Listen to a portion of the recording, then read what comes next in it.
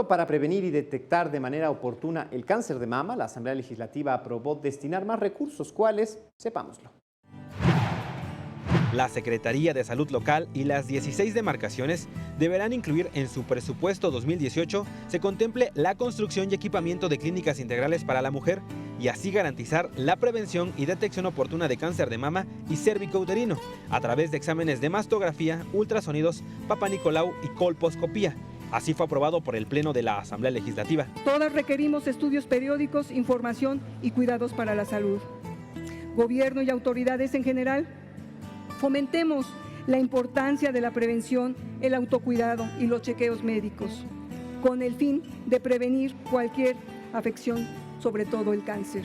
En el marco del Día Internacional de la Lucha contra el Cáncer de Mama, la legisladora detalló que en el año 2016 se incrementaron 10% las muertes por cáncer de mama en la Ciudad de México.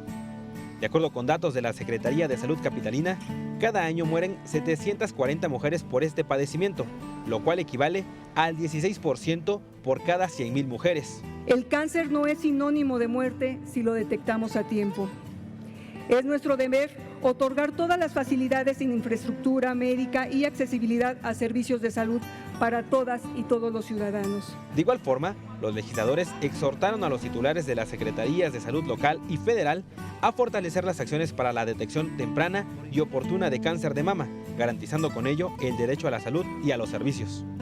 Javier Martínez en las imágenes, Edwin Hernández, 21 Noticias.